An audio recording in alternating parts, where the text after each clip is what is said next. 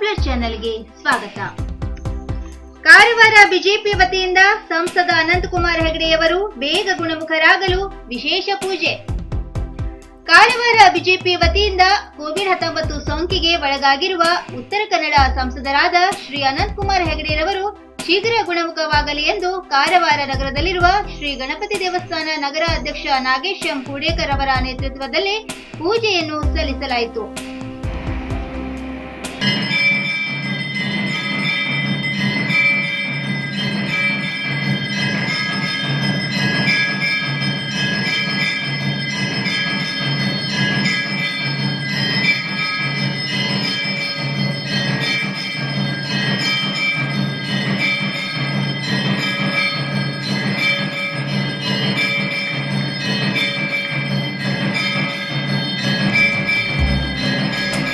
ಈ ಸಂದರ್ಭದಲ್ಲಿ ಜಿಲ್ಲಾ ವಿಶೇಷ ಆಹ್ವಾನಿತ ಮನೋಜ್ ಭಟ್, ಮುಖಂಡ ರಾಜೇಶ್ ನಾಯ್ಕ್, ಜಿಲ್ಲಾ ಮಹಿಳಾ ಮೋರ್ಚಾ ಉಪಾಧ್ಯಕ್ಷೆ ವಂದನಾ ಶಿರೋಡ್ಕರ್, ಪ್ರಧಾನ ಕಾರ್ಯದರ್ಶಿ ಪ್ರದೀಪ್ ಗುನ್ಗಿ, ಪ್ರಧಾನ ಕಾರ್ಯದರ್ಶಿ ಹಾಗೂ ನಗರಸಭೆ ಸದಸ್ಯ ಉಲ್ಲಾಸ್ ಕೇಣಿ, ಉಪಾಧ್ಯಕ್ಷ ಸಂದೇಶ್ ಶೆಟ್ಟಿ, ಜಿಲ್ಲಾ ಒಬಿಸಿ ಕಾರ್ಯದರ್ಶಿ ಸುನಿಲ್ ತಾಮ್ಸೆ, ಪ್ರಮುಖರಾದ ಗಜಾನನ್ ಮಹಾಲೆ, ರೈತ ಮೋರ್ಚಾ ಅಧ್ಯಕ್ಷ ಅಶೋಕ್ ಮಡಿವಾಳ, ಮಹಿಳಾ ಮೋರ್ಚಾ ಅಧ್ಯಕ್ಷ ಶ್ರೀಮತಿ ಬೃಂದಾ ದಾಮ್ಸಡೇಕರ್, ಕಾರ್ಯದರ್ಶಿ ಸಮೃದ್ಧಿ ದುದಾಳ್ಕರ್, ಮಾಜಿ ಅಧ್ಯಕ್ಷ ವಿವೇಕ್ ಬಾಯೇಕೆರಿಕರ್, ಎಸ್ಸಿ ಮೋರ್ಚಾ ಅಧ್ಯಕ್ಷ ಸತೀಶ್ ವಡ್ಡರ್, ರೈತ ಮೋರ್ಚಾ ಉಪಾಧ್ಯಕ್ಷ ಅಜಿತ್ ಕರ್ಕಿ, ಮಹಾಶಕ್ತಿ ಕೇಂದ್ರ ಅಧ್ಯಕ್ಷ ಅಶೋಕ್ ಗೌಡ, ಶಕ್ತಿ ಕೇಂದ್ರ ಅಧ್ಯಕ್ಷ ಉಲ್ಲಾಸ್ ಭಟ್, ಬಿಜೆಪಿ ಸಾಮಾಜಿಕ ಜಾಲತಾಣ ಅಧ್ಯಕ್ಷ ಕಿಶನ್ ಕಾಂಬ್ಳೆ, ಬೂತ್ ಅಧ್ಯಕ್ಷ ವಿನಾಯಕ್ ಶೇಟ್ ಹಾಗೂ ಕಾರ್ಯಕರ್ತರು ಉಪಸ್ಥಿತರಿದ್ದರು.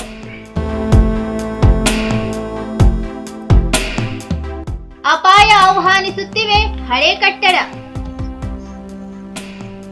ಕಾರವಾರ ನಗರದ ಪೊಲೀಸ್ ಹೆಡ್ ಕ್ವಾರ್ಟರ್ಸ್ ಸಮೀಪ ತೀರಾ ಹಳೆಯದಾದ ಕಟ್ಟಡವೊಂದು ಬೀಳುವ ಹಂತದಲ್ಲಿದ್ದು ಅಕ್ಕಪಕ್ಕದ ಮನೆಯವರು ಆತಂಕದಲ್ಲಿದ್ದಾರೆ. ಕೋಡಿ ಭಾಗದಲ್ಲಿ ಪೋಲ್ ಬೋರ್ಜಸ್ ಎಂಬುವವರ ಹೆಸರಿನ ಕಟ್ಟಡದಲ್ಲಿ ಯಾರೂ ವಾಸವಿಲ್ಲ. ಮೂಲ ಮಾಲೀಕರು ಮೃತಪಟ್ಟಿದ್ದು ಅವರ ಮಕ್ಕಳು ಮುಂಬೈನಲ್ಲಿ ವಾಸವಿದ್ದಾರೆ ಎನ್ನಲಾಗಿದೆ. ಆದರೆ ಕಟ್ಟಡದ ಮೇಲೆ ಗಿಡಗಂಟಿ ಬೆಳೆದು ಕಳೆದ 2 ದಶಕಗಳಿಂದ ಪಾಳು ಬಿದ್ದಿದೆ. ಕಾರವಾರ ಕೊಡಿಭಾಗ ಮುಖ್ಯ ರಸ್ತೆಯಲ್ಲಿಯೇ ಇರುವುದರಿಂದ ಯಾವುದೇ ಕ್ಷಣದಲ್ಲೂ ಬೀಳುವ ಸಾಧ್ಯತೆ ಇದ್ದು ಅಪಾಯಕ್ಕೆ ಆಹ್ವಾನ ನೀಡುತ್ತಿದೆ. ಇದೊಂದೇ ಅಲ್ಲ, ನಗರದಲ್ಲಿ ಪಾಳು ಬಿದ್ದು ಅಪಾಯದ ಹಂತದಲ್ಲಿರುವ ಕಟ್ಟಡ ಇದೊಂದೇ ಅಲ್ಲ. ಕಳೆದ ವರ್ಷ ಮಳೆಗಾಲದಲ್ಲಿ ಬಸ್ ನಿಲ್ದಾಣದ ಸಮೀಪ ಹಳೆಯ ಕಟ್ಟಡವೊಂದು ಕುಸಿದು ಆಟೋ ಜಖಂಗೊಂಡಿತ್ತು. ತೀರಾ ಅಪಾಯದಲ್ಲಿರುವ ಇನ್ನು 17 ಕಟ್ಟಡಗಳಿವೆ ಎಂದು ನಗರಸಭೆ ಕಳೆದ ವರ್ಷ ಗುರುತಿಸಿತ್ತು. ಕಟ್ಟಡದ ಮಾಲೀಕರಿಗೆ ನೋಟಿಸ್ ಜಾರಿ ಮಾಡಿತ್ತು. ಮಾಲೀಕರು ಸ್ಥಳದಲ್ಲಿ ಇಲ್ಲದಿದ್ದಲ್ಲಿ ಬಾಗಿಲಿಗೆ ನೋಟಿಸ್ ಹಚ್ಚಲಾಗಿದೆ. ಆದರೂ ಏನೂ ಪ್ರಯೋಜನವಾಗುತ್ತಿಲ್ಲ.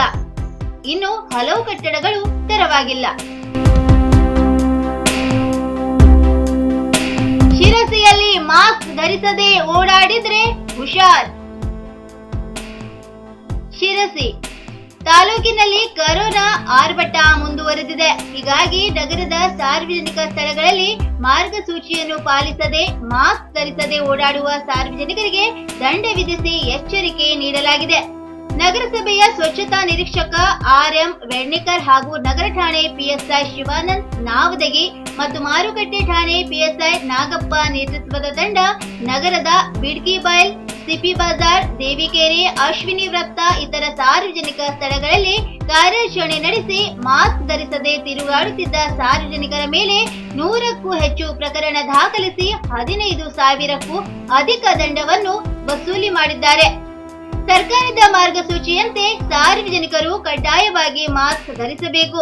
ನಿರ್ಲಕ್ಷ್ಯತೆ ವಹಿಸಿ ರೋಗ ಹರಡಲು ಕಾರಣರಾದಲ್ಲಿ ಅಂತವರ ವಿರುದ್ಧ ಕ್ರಿಮಿನಲ್ ಮೊಕದ್ದಮೆಗಳನ್ನು ದಾಖಲಿಸಿ ಕ್ರಮ ಕೈಗೊಳ್ಳಲಾಗುವುದು ಎಂದು ಶಿರಸಿ ಡಿಎಸ್ಪಿ ಗೋಪಾಲಕೃಷ್ಣ ನಾಯ್ಕ್ ಎಚ್ಚರಿಕೆಯ ಸಂದೇಶ ರವಾನಿಸಿದ್ದಾರೆ. ತೋಟಕ್ಕೆ ಹಾಕಿದ್ದ ವಿದ್ಯುತ್ ತಂತಿ ಸ್ಪರ್ಶಿಸಿ ಮೃತಪಟ್ಟ ಬಾಲಕಿ, ಪಾಲಕರಿಗೆ ಸಿಎಂ ಪರಿಹಾರ ನಿಧಿ. ಭಟ್ಕಳ ಕಳೆದ ವರ್ಷ ತೋಟಕ್ಕೆ ಹಾಕಿದ್ದ ವಿದ್ಯುತ್ ತಂತಿ ಸ್ಪರ್ಶಿ ಮೃತಪಟ್ಟ ಬಾಲಕಿ ಮನೆಗೆ ಶಾಸಕ ಸುನಿಲ್ ನಾಯ್ಕ್ ತೆರಳಿ 3 ಲಕ್ಷ ರೂಪಾಯಿ ಬ್ಯಾಂಕ್ ಖಾತೆಗೆ ಜಮಾ ಆದ ಕುರಿತು ದೃಢೀಕರಣ ಪತ್ರ ನೀಡಿ ಸಾಂತ್ವನ ಹೇಳಿದರು. 2019 ಜೂನ್ 1ರಂದು ಕಾರಗದ್ದೆ ನಿವಾಸಿ ಖುಷಿ ಈಶ್ವರ್ ನಾಯ್ಕ್ 6 ವರ್ಷ. ಈಕೆ ಮನೆಯ ಪಕ್ಕದಲ್ಲಿದ್ದ ತೋಟಕ್ಕೆ ಆಟವಾಡಲು ತೆರಳಿದ್ದಳು. ಕಾಡು ಪ್ರಾಣಿಗಳು ಬರಬಾರದೆಂದು ತೋಟಕ್ಕೆ ಐಬಿಎಸ್ ಮೂಲಕ ವಿದ್ಯುತ್ ಸಂಪರ್ಕ ನೀಡಲಾದ ತಂತಿ ಸ್ಪರ್ಶಿಸಿದ ಮಗು ತೋಟದಲ್ಲಿ ಹರಿಯುವ ನೀರಿನ ಸಂಪರ್ಕಕ್ಕೆ ಬಂದಿದ್ದು ವಿದ್ಯುತ್ ಶಾಕ್ ಬಲವಾಗಿ ತಗುಲಿದೆ. ಅದನ್ನು ನೋಡಿದ ಸ್ಥಳೀಯರು ಮಗುವನ್ನು ವಿದ್ಯುತ್ ಸಂಪರ್ಕದಿಂದ ತಪ್ಪಿಸಿ ಆಸ್ಪತ್ರೆಗೆ ತರುವಷ್ಟರಲ್ಲಿ ಮೃತಪಟ್ಟಿತು. ಈ ಹಿನ್ನೆಲೆಯಲ್ಲಿ ಶಾಸಕ ಸುನಿಲ್ ನಾಯ್ಕ್ ಮುಖ್ಯಮಂತ್ರಿ ಪರಿಹಾರ ನಿಧಿಯಿಂದ 3 ಲಕ್ಷ ಹಣವನ್ನು ಮಂಜೂರಿ ಮಾಡಿಸಿ ಬಾಲಕಿ ತಂದೆಯ ಖಾತೆಗೆ ಜಮಾ ಮಾಡಿಸಿದ ಕುರಿತು ದೃಢೀಕರಣ ಪತ್ರ ನೀಡಿ ಸಾಂತ್ವನ ಹೇಳಿದ್ದಾರೆ.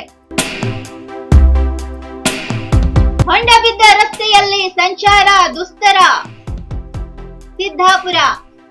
ಸಿದ್ದಾಪುರದ ಕೋಲ್ಸಿರ್ಸಿ ಹಾಸಿಕಟ್ಟ ಹೇರೂರು ರಸ್ತೆ ಹೊಂಡಗಳಿಂದ ತುಂಬಿಕೊಂಡು ರಸ್ತೆಯ ಮೇಲೆ ನೀರು ಹರಿಯುತ್ತಿರುವುದರಿಂದ ವಾಹನ ಸವಾರರು ನಿತ್ಯ ಸಂಕಟ ಪಡುವಂತಾಗಿದೆ.